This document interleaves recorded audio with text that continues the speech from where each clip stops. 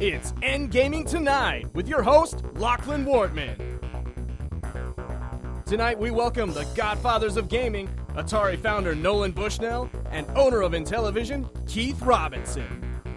Executive producer of ABC's V and host of the Jace Hall show, Jace Hall. The Endgame TV's coverage of Comic-Con 2010. And a look back at this year's E3. And now, Lachlan Wortman!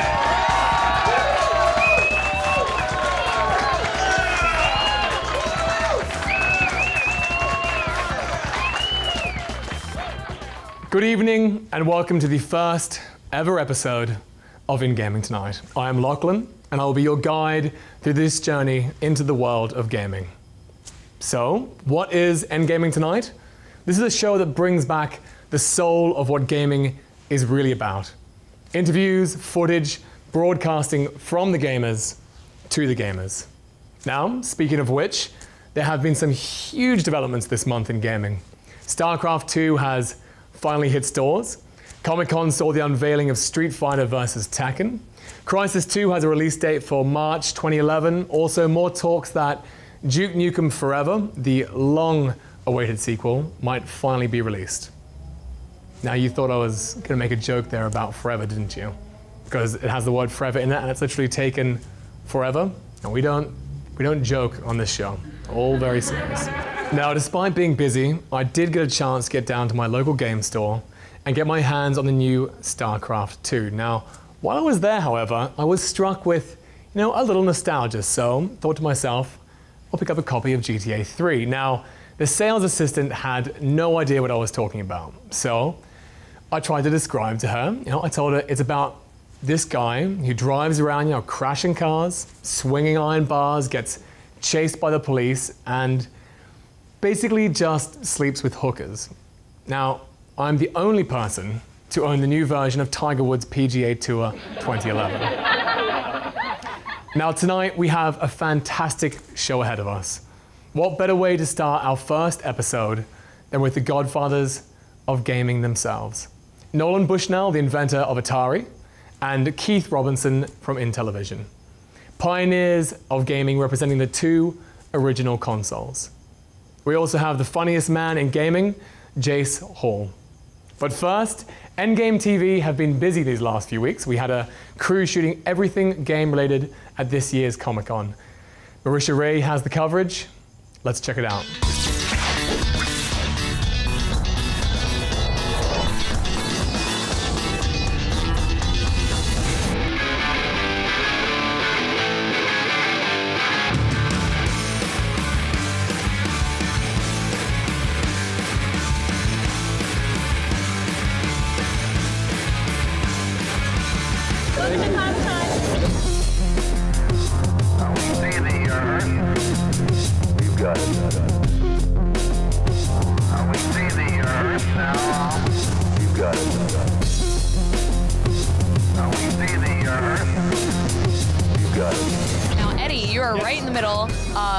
Warehouse 13. That's right. With the Sci-Fi Channel. How's that going?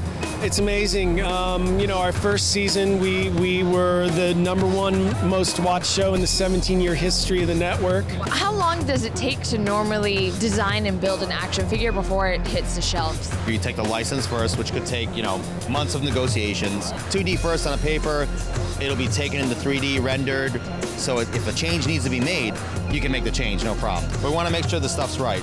And then we'll print it out maybe for display, or we'll print it out direct into parts. And then those parts themselves will be given to the factory, who will then tool them, and then production runs start with the injection.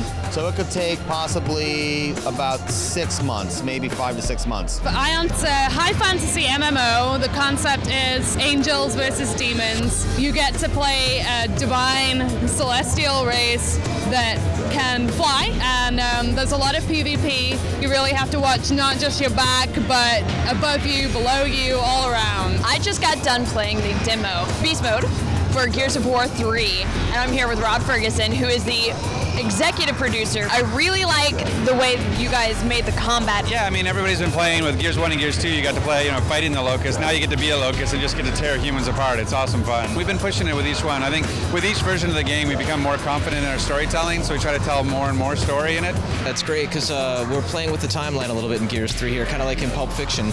So you start off as Marcus and Dom, but then eventually you kind of transfer in and you're playing as Cole and Baird on their own mission, and then you realize the stories are actually happening at the same time and they overlap, and then they all meet together later on in the game. That does sound very Tarantino of you guys. It very much is, and the thing about Cole is he gets to have a kind of a moment in this game. He goes back to someplace that's very personal for him. And so yeah, there'll be some stuff going on. We'll be tugging on some heartstrings as well as chainsawing some monsters, you know, in Gears 3. What was it like being part of such an influential series? The influence is kind of ongoing. I don't know. I mean, initially it was great to be part of something that is going to last a long time. I didn't realize until a friend of mine said, don't you realize that your character in the show is going to last for decades? And I didn't realize it until that point. We were a part of this iconoclast of actors. If you don't know Star Trek, then you'll have no idea what she's talking about.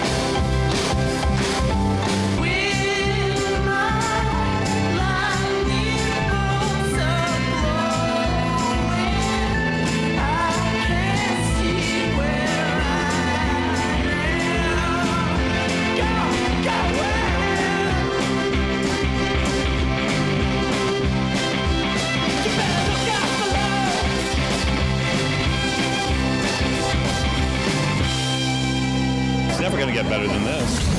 Wow, what an amazing 5 days here at San Diego Comic-Con.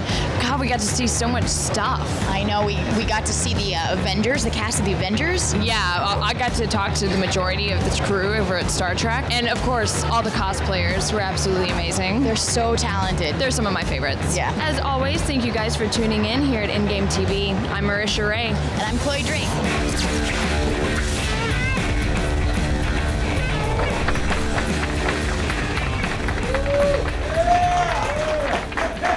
Ladies and gentlemen, these next two people need absolutely no introduction. The godfathers of gaming, Mr. Nolan Bushnell and Mr. Keith Robinson.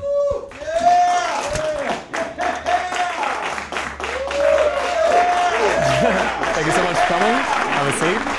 Thank you so much for coming. Have a seat. All right, gentlemen, thank you so much for joining us. Good fun. I'm glad you're here. I'm glad you're here. Obviously, the situation we're in, there's obviously no hiding the fact that what this represents is Atari and Intellivision, for all intents and purposes, the godfathers of gaming. So, and who was Intellivision? I'm sorry. So what we really want to work on is the idea that this is very much like the Bill Gates and Steve Jobs of the gaming world. Right. And what I want to actually start with is something I first heard in that original interview, which is that they were asked what the other person gave to the world of gaming. So vice versa, obviously, maybe starting with you, Nolan, what do you think Intellivision brought to the world of gaming? Intellivision was a wonderful step up from where the Atari 2600 was. It had better games, better action, and the controls actually gave it some very interesting capabilities that the 2600 didn't have. We'll be using that in the ads for our I was going to say, we're getting all this? Fantastic. Right. What I want to add to that is that Mattel Toys was the biggest toy company in the world, and the press likes a fight. They like a battle. And beforehand, you had the arcade games, and you had the Odyssey, and then you had the Pong machines, the dedicated Pong machines, and you had the Atari VCS came out. But it was all kind of covered as a fad and the new thing and all that. But when Mattel got involved, and when they did those in-your-face ads, Atari versus Intellivision, it really kind of made it a battle. Yeah. And so what it really brought to it, it raised both companies. Yeah. Because I think that you were at about 3 or 4 million units sold, like in 1981 when they started, or 1980 when Mattel really started. But then we sold, went from 0 to 3 million, but I think Atari went from 4 to 12 million, because I think this whole idea of, should we get a video game for our family, became, which one should we get? Here's an easy question for you. Which of these games is the closest thing to the real thing? A, Intellivision Major League Baseball. B, Atari Baseball. Here they are again, close up. A, Intellivision. B, Atari. If you thought A, Intellivision, you're absolutely correct. You see, I told you this question was easy. Do you think that core